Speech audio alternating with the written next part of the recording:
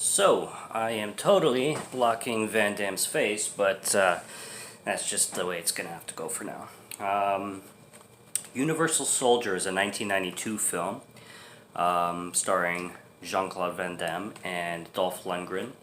Always amazing to see those two together because they were, I mean, next to Schwarzenegger and Stallone, they were the other big guys of the 80s and 90s, early 90s anyway. And I remember seeing this film as a teen for the first time. Actually, a funny story with it. A buddy of mine, his aunt, was kind of a film collector, and this was the DVD days, the like early 2000s. I was looking through her collection, and she had Universal Soldiers. I had never seen it before. I was always a film fan, so I was curious to watch it and asked if I could borrow it. And I remember her being really strict on if I see a dent, if I see a scratch, if I see anything on the case damaged, or especially the disc, it's going to cost you $30. That was back when DVDs were $30 a piece.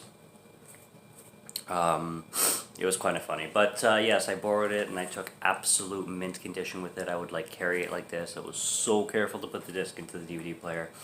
Watched it and took it back the next day without a scratch, so I saved myself some $30. I remember liking it. Obviously, it's been a while, so I forget a lot about it. I think I remembered like maybe 2 or 3 scenes from it, but I definitely remember enjoying it, and I watched it again and I really enjoyed it. Probably more, I would say, especially for like nostalgic reasons and the fact that it pretty much wears the time it came out on its sleeve. I'm going to be reviewing pretty much all the Universal Soldier films because they are available on some streaming services. This one is not. Found it for a really good price on 4K. Just a little disappointed that it didn't come with a slipcover, but that's all good. I'm not as disappointed as Last Action Hero showing up without a slipcover because that came out in June last month, and that's already hard to find a slipcover for it, apparently. But it is a Sony release, so those slipcovers usually they don't produce too many of them. Also, I am getting over a cold, so my throat may be a little bit raspy. I might cough a little bit, but at least there's a screen barrier between us, so we are A-okay. But yeah, about the film. Basically, this is a story about 2 Vietnam soldiers played by Van Damme and Lundgren. And Lundgren is the leader of a platoon, basically, which Van Damme is part of. And they are in Vietnam in 1967, and basically Dolph goes a little bit insane. And he starts to go rogue, and he basically murders his entire platoon. So one soldier says.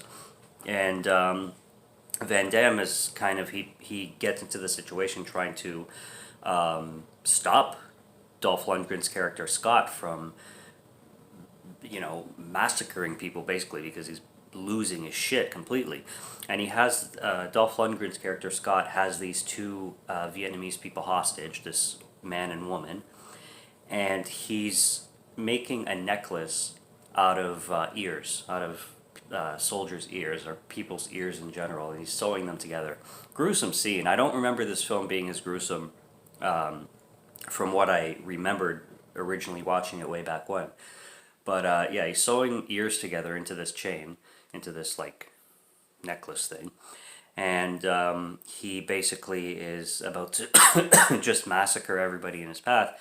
When Van Damme tries to stop him, Van Damme's name is Luc. Luc pronounced in the French accent because he's a French soldier, or at least French ancestry, whatever. French American, you could say. He forces Van Damme's character Luc basically to shoot the woman, and Dolph shoots the dude in the head. But it basically leads to a scene where they kill each other. So Luc stabs Scott through the stomach, and then Scott guns Luc down, and Luc guns Scott down, and they're massacring each other, and then they both die.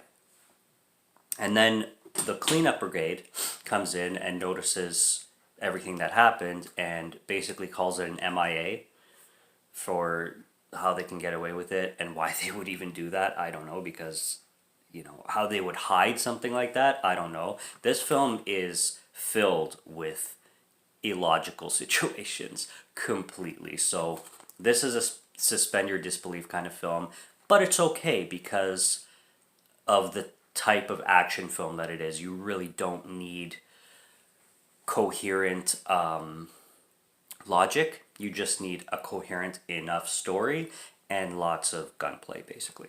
So this one, it's acceptable with no logic in it whatsoever. It's all good. And then you get this plot where 30 years, yeah, about 25 years, because it's 92. 25 years into the future, there's this company that is wanting to create super soldiers, and they use Scott and Luke's bodies to create these super soldiers. Now, another suspend your disbelief thing is this company in general, because they're testing the soldiers, they're creating the soldiers, but they're completely underground, and nobody, like, they're top secret because they haven't sold this technology, they haven't even announced this technology. They're kind of going, they're kind of testing it illegally, basically, and nobody knows about it. How they can hide something that massive, though, especially using actual soldiers from the actual war, which are, documented, like how they make them disappear, who the hell knows? How they get away with it, who the hell knows? I was going to mention something too involving the soldiers. It'll come to me though. Oh yes, I do wish this film explained a little bit more on how they created super soldiers, because they're robotic-ish, but they're very human-like at the same time. The only thing they really have going for them as machines is these headsets that kind of control their brain and turn them into Terminator-like, machines. But they're not really like metal or anything. They're still human, flesh and bone and all that. It's just they're kind of their whole consciousness is digital and computerized, and the problem that where the plot goes is the fact that they still hold a lot of their subconscious memories, and that's what starts to make them go apeshit and malfunction, especially Dolph, because Dolph is Dolph Lundgren's character, Scott, is the one that went batshit insane. And it's basically a chase film where there's these reporters, one named Veronica, and Veronica and her partner are trying to get a scoop and a story on these super soldiers being created because they want to expose this company. And Dolph, at one point, I'll just call him Dolph, his name's Scott, but I just keep calling the actors by their names, at one point has these reporters in front of them, and his memories start to play back with this Vietnamese couple, and then he basically starts to reenact what happened in Vietnam with Luke, and he shoots the guy reporter, and then Luke takes Veronica with him to protect her, and the rest of the film is basically a chase where Dolph is trying to chase down Luke, while at the same time kind of reliving his Vietnam insanity kind of thing. This film obviously has a lot of comparisons to the Terminator. Now, I don't know if that was on purpose or if it just happened to be that way.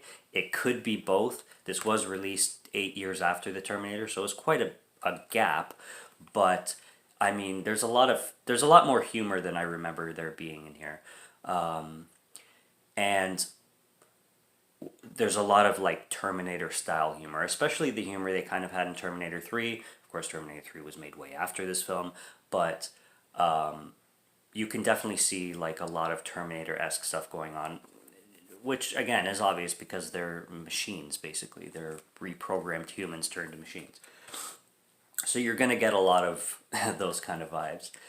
Roland Emmerich, who directed this, he directed Independence Day, he directed the Godzilla 1998 version. He's he's it's funny. He's like, I think him and Michael Bay have the same visions and ideas for what they like to create and what they like to produce as films, but Roland knows how to do it and Michael Bay tries to do it. And I don't think Michael Bay exactly knows how to hit the target the way Roland Emmerich does. Roland Emmerich knows how to make what I would call glorified B film, and this is a perfect example of one. It's like a high budget B film. It's a B film with the big budget kind of thing, and it works. It works very well. It's a cool film. I really liked revisiting this one. I'm sure it's going to look great in 4K. I don't have a 4K player or TV, but I'm already starting to collect 4Ks, obviously, that come with Blu-rays.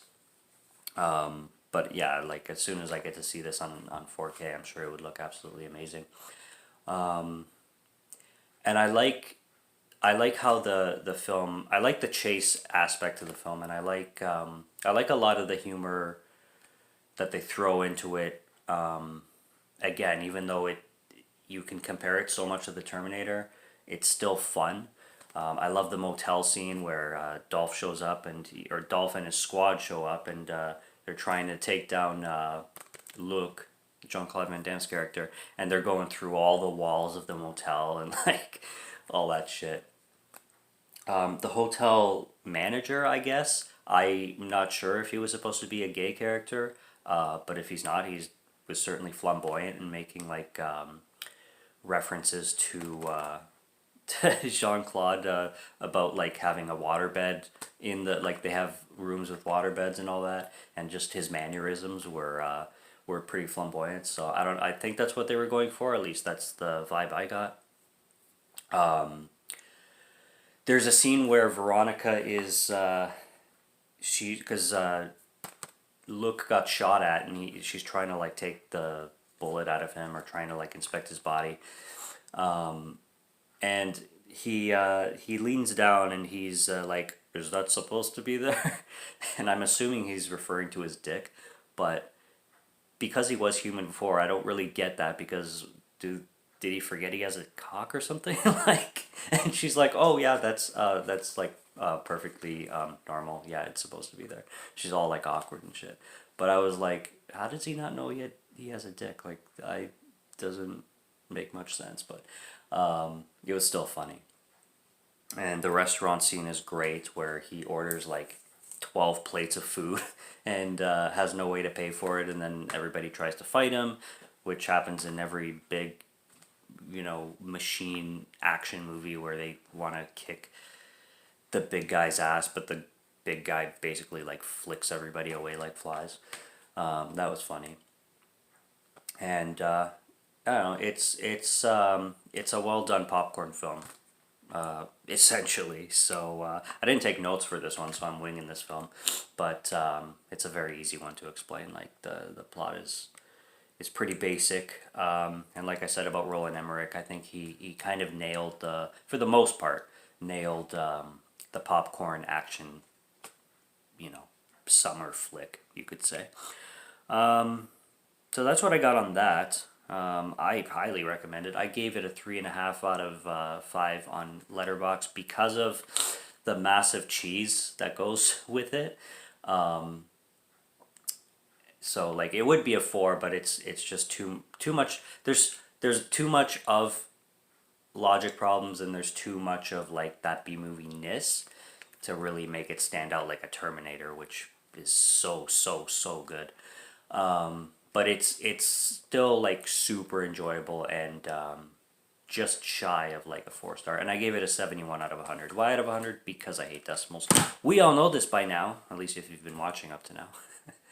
But yeah, that's Universal Soldiers. I'm going to be reviewing 2 and 3, the television films. I'm going to be reviewing Day of Reckoning and Regeneration or something like that. I know the continuity of them is kind of strange, but I looked it up. I'm going to be looking for The Return, which is like the direct sequel to this. So eventually I'll review that too, but I know that 2 and 3 are sequels to this, and then the Day of Reckoning and the Resurgence are also another trilogy. So there's two trilogies after this one, and then, or following this one, I should say, and then there's the Return, which is a sequel following this one. So kind of three paths coming out of this film. Does that make sense? one path, another path with the Return over here. So we'll get to that, but for now, that's Universal Soldier. That's Universal Soldier. Subscribe to Morgan Film Fan if you like to listen to my reviews, or if you just like to listen to my voice. I'll be back with plenty more. Check out the other videos on my channel, and until next time, have a great night and cheers.